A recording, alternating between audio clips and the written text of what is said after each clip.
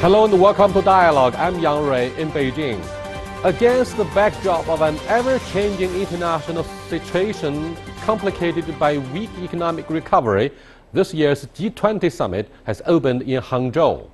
What difference can this annual event make in promoting world economic growth and guiding global governance? How will China, as host of this year's summit and the world's biggest developing country, play its role as a responsible leading nation for the summit? And will it be able to offer solutions with equal opportunities for sustainable development to benefit all nations? To discuss these questions and more, I'm very happy to be joined in the studio in the first part of the program by Dr. Fan Gang, Director of the China Development Institute. And in the second half, when we come back, we'll be joined by Dr. He Fan, Chief Economist of the Chongyang Institute for Finance at the Renmin University of China. We shall also talk to Jing Ulrich, Managing Director and Vice Chairman of Asia Pacific for JP Morgan, who is attending the B20 summit in Hangzhou. But first, let's look at this. The G20 summit gathers 20 of the world's most powerful leaders, but it's far from a superstar carnival. International trade is facing the lowest growth rate in 3 decades, and the global jobless rate is nearly 6%. Clearly, it's slow growth. I mean, in a word. What basically the world can harm the world much quicker than anything else is very slow growth and unequal growth. And right now, we really are subject to both internally, unequal growth, in the sense that you have widening inequalities, and externally, where you have some countries that are doing very, very well, or pretty well anyway, and some countries where they're almost flatlining. President Xi Jinping said economic globalization is being challenged by rising protectionism, while global finance needs more effective regulation. President Xi Jinping said economic globalization is being challenged by rising protectionism, while global finance needs more effective regulation. However, he said there was a Chinese remedy for these problems. Facing the challenges, we should step up macroeconomic policy coordination, jointly promote world economic growth, and maintain financial stability. We should also tap more innovative development. Meanwhile, we should improve global economic governance. We need to build an open global economy and continue to promote trade and investment liberalization and facilitation. We also need to implement the 2030 Agenda for Sustainable Development and promote inclusive development. Comprised of the strongest global economies, the G20 membership accounts for about 85% of the world's economy and 80% of world trade. It's widely seen as the most effective platform for global governance. This year, economists hope the summit can fix key economic issues. So as an investor, there is no doubt I want to see a commitment to infrastructure, a commitment to fiscal spending. 2 things really need to happen, which probably won't. The first is coordinated fiscal policy to increase demand in various countries. The second part, which I think is somewhat more doable, but it's doable over years, not one G20 meeting, is to address currency. This time, when the 20 economic powerhouses meet in Hangzhou, it needs to be more than lip service. Leaders need to find solutions, agree on them, and then follow through. Welcome to Dialogue. Thank you. President Xi Jinping gave a keynote presentation at the opening ceremony at the Hangzhou G Summit. Do you think that there are any particular points that may have delivered a strong message to the world and showcased the Chinese determination in navigating the course for the world economic recovery? Well, I think one thing is impressive, and which Xi mentioned twice.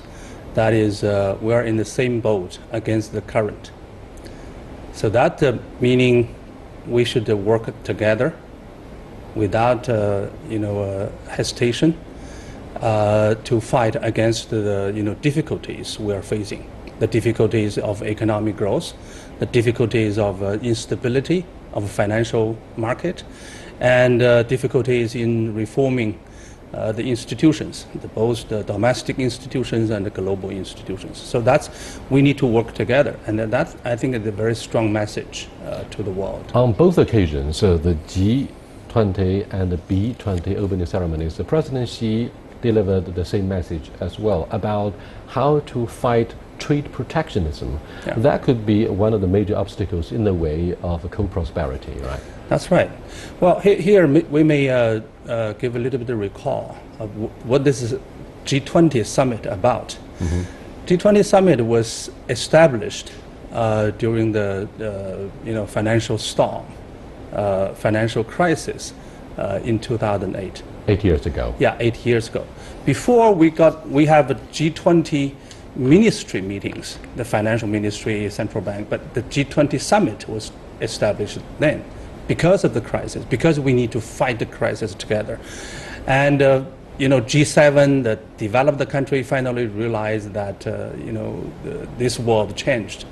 Developing countries, so-called emerging economies should join together to deal with the problems. So during that time, during the first meeting, particularly in Washington, two promises have been made by the G20 leaders. Number one is we need a policy. We need a macroeconomic policies to stimulate the economy. And the second very important message or promise was we should keep our market open. This is very important. This is really we took lessons from the previous, last biggest crisis. That's 1929 and later the 1930 for the Great Depression.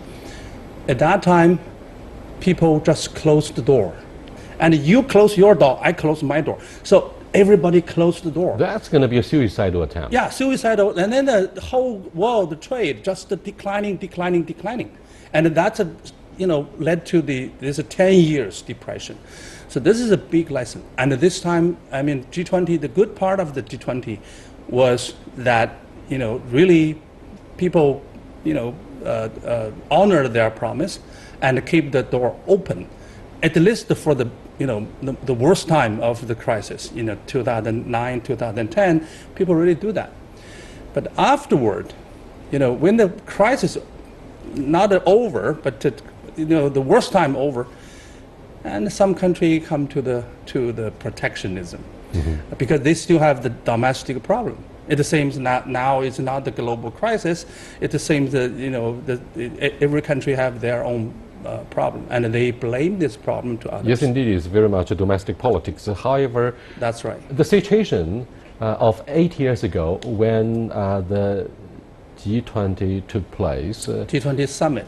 G20 summit took place. The situation was very different from what we have today when most of the emerging markets are slowing down. Do you think G7 is ready to further cooperate with the emerging markets and developing countries? This year we have invited so many representatives and heads of state from developing countries.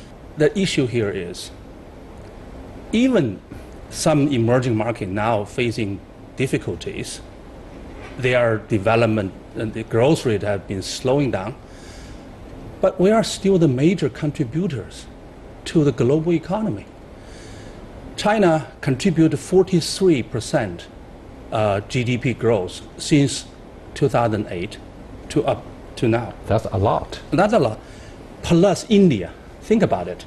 India registered 7.1% in the first quarter. India is smaller, but 7% growth.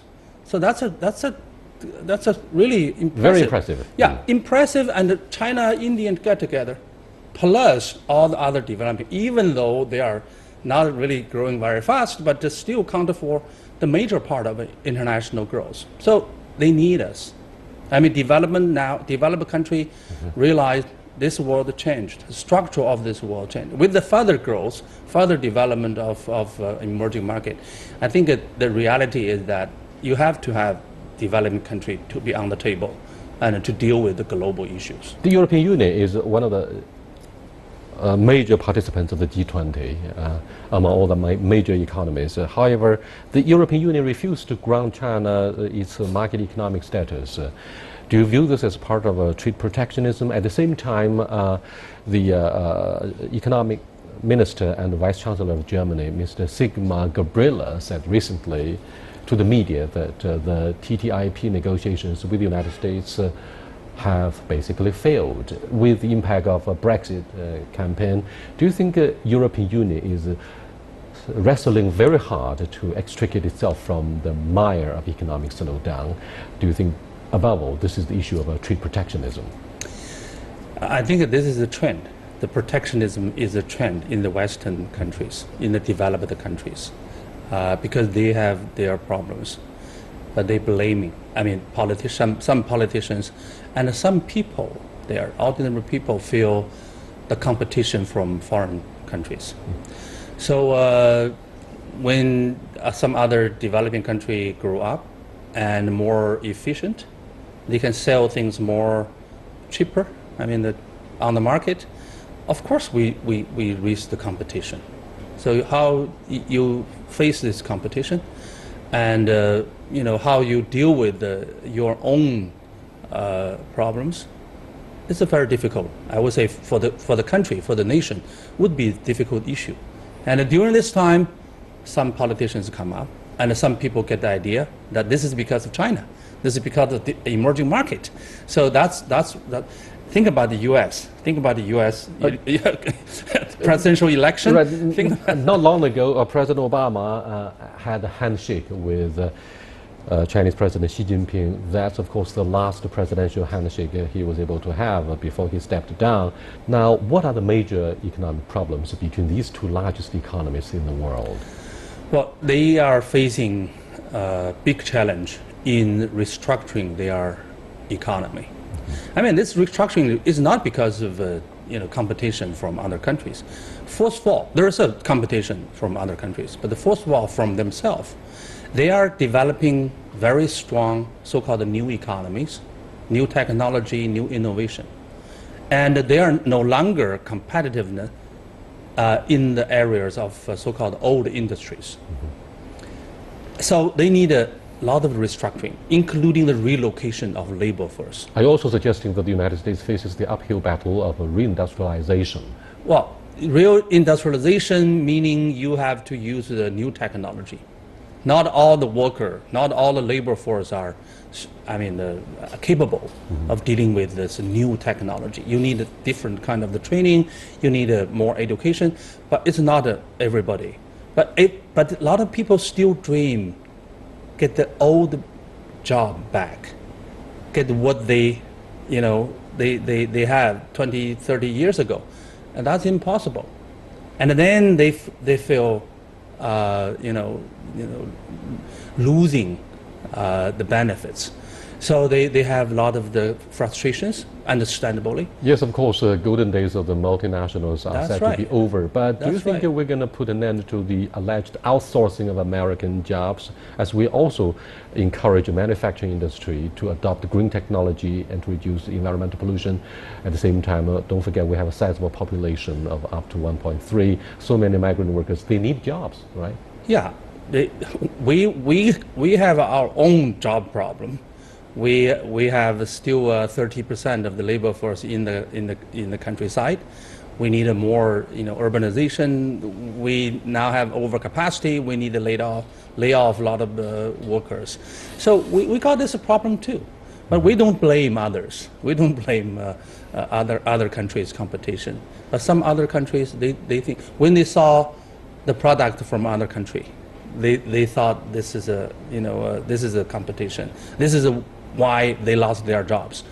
So that's a sentiment. That kind of the frustration and sentiment made this kind of the protectionism, nationalism, very strong in those countries. And also populism in the presidential campaign. Yeah. Politicians are always a populist, and they in different cases they catch up. Different kind of the slogan to appeal their voters. But anyway, so this is the problem. The global economy is restructuring. Every domestic economy is restructuring. China faces a big, huge restructuring issue, and everyone should realize that's our job. Let's deal with it, but don't blame others. for your own problems. Thank you very much. With that, we come to the end of the first half of our program with Dr. Fan Gang, Director of the China Development Institute. When we come back, we'll be joined by Dr. He Fan. Stay with us, please.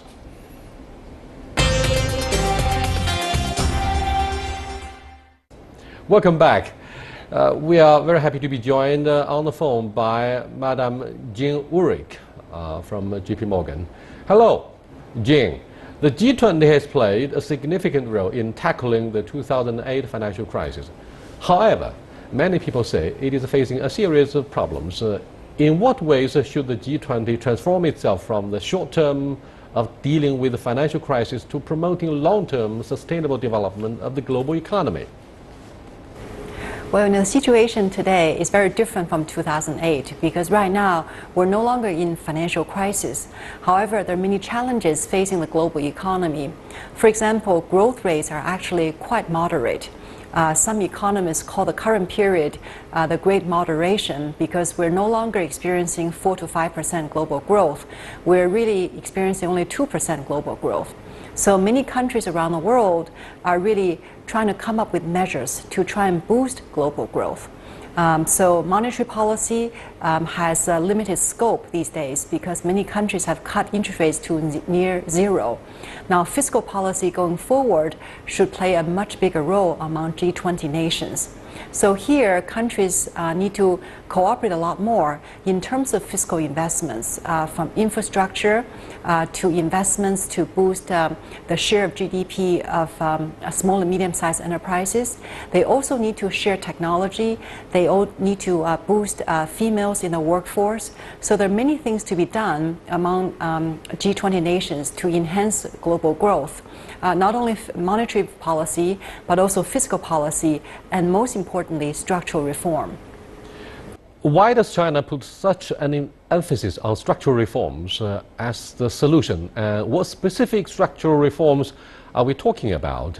Is a 6.5 GDP growth rate good enough for China's economy? I have many more questions. For example, should Beijing be worried about the fact we are lagging behind our neighboring country of India in this area? China's leadership has placed a lot of emphasis on structural reform in the recent years. China's economy is in rapid transition away from the reliance on exports, more towards domestic consumption. Also, it is transitioning to much more of a service-oriented economy. These days, we know that services account for over 50% of GDP. So as China goes through this rapid transition to a more service-oriented and consumption-driven economy, we need structural reform in traditional industries. For example, some industries are experiencing heavy debt loads. They lack efficiency to compete with other countries. So we need to reduce the debt burdens, we need to cut overcapacity, and really enhance productivity of these enterprises. Also going forward, the Chinese leadership is trying to boost domestic consumption. Basically, we need to enhance the household income growth for Chinese citizens.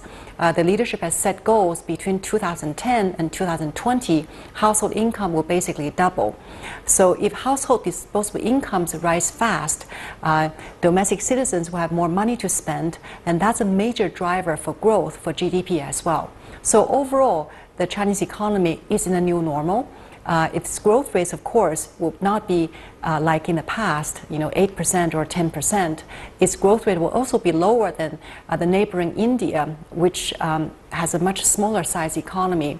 Going forward, the most important thing to focus on is China's structural reform, how to become much more efficient, deleverage, but also make Chinese enterprises not just competitive domestically, but also competitive on the global stage. That's Madam Jing Ulrich from JP Morgan. Welcome back to the studio discussion here with Dr. He Fan, Major and Chief Economist with the Chongyang Institute of Financial Studies. Welcome. Now, the next major issue is about the global trade. Mm-hmm. Why do you think the growth of global trade is lower than the growth of the world economy?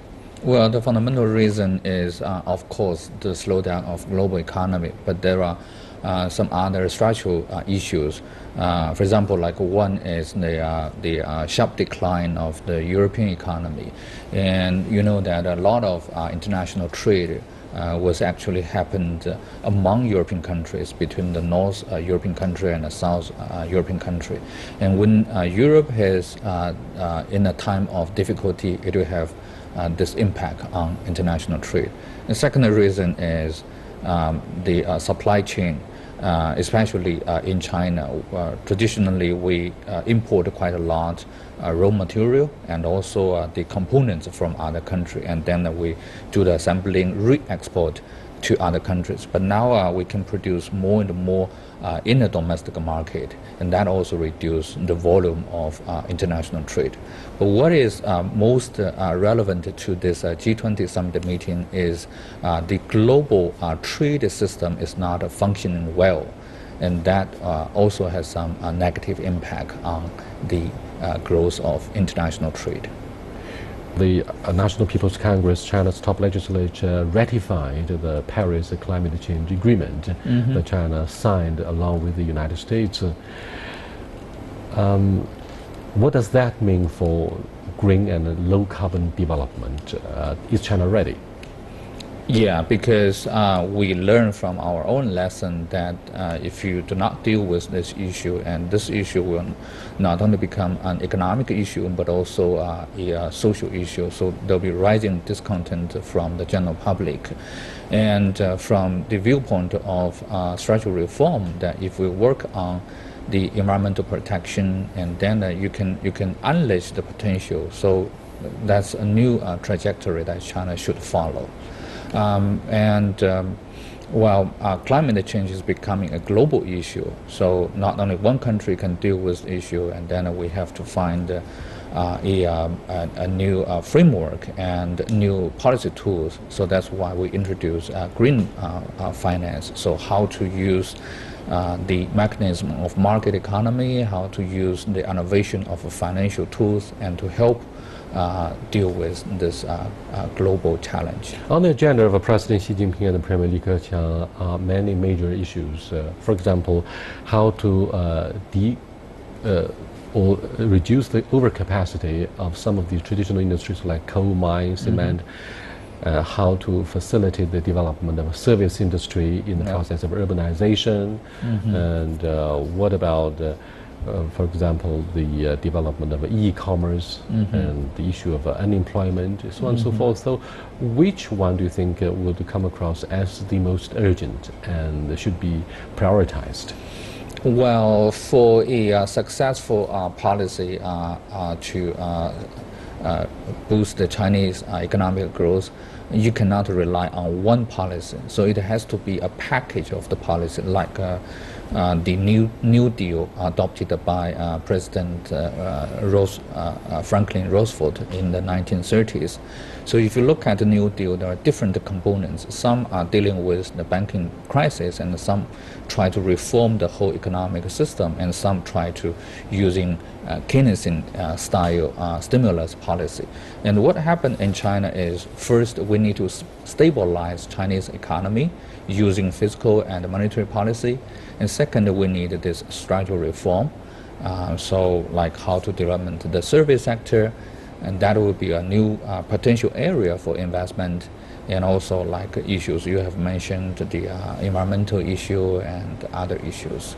President Xi Jinping said in his presentation to the B20 opening ceremony that supply side reform is the bulk of the whole package that he and his team are undertaking in restructuring the Chinese economy. What is the bulk of a supply side theory? In the short run, supply side, we want to emphasize several tasks. One is how to deal with the overcapacity issue in some key areas like steel and iron and the coal industry. And second is how to deleverage, to encourage deleverage in the corporation and the government sector. Because if you do not deal with this issue, and then finally you may have more potential financial risk. And thirdly is how to reduce the inventory in especially the housing sector. And in the long run, structural reform means by all kinds of measures that how we can increase the productivity. So issues like the reform of the rural land system and reform of the service sector, and then further opening up to the international economy is all the major component of this structural reform. You spoke of the issue of productivity. Does it have anything to do with innovation? Yeah, one of the driving force of the increase of productivity is innovation in technology and also innovation in institutions. We used to say the reform, so that's also innovation, but it's innovation of the institutions. But what do you think of the relationship between the market and the government, particularly with regard to the reform of the SOE, the state-owned enterprises? Because in the first half of the year, there's obviously a lack of investment from the non-public sector. The SOE, does it mean the SOE still enjoys loans and preferential policies? And that's the issue, and the task of reforming state-owned enterprises is already on the agenda. And I think we need to rely on the enterprises, including the non-SOE and the SOE, to play the fundamental role in innovation, technology innovation. And for the government, it's the government's job to provide a more supporting policies, like you can level the play field for both the state-owned enterprises and non-SOEs, and then they can provide some incentive for the older enterprises and to put more resources on innovation. Very quickly, why do you think Hangzhou has been chosen to be the site of this G20 summit? Is this because of the boom of e-commerce? Because this is home to Alibaba, and Zhejiang is also known for having the very prosperous non-public sector, home-based businesses in the 1980s and 90s. Well, that's one of the reasons. And other reason, like it is very beautiful sceneries, and also it has this historical flavor of Chinese culture. So, and one important thing is it combines Chinese tradition and China's potential, as has showcased by Alibaba and other companies. And Mr. Xi Jinping used to be the top administrator of Zhejiang province, one of the most prosperous provinces in China, by the way. Well, with that, we come to the end of this edition of Dialogue on the opening ceremony of the Hangzhou G20 Summit. I'll see you next time. Goodbye.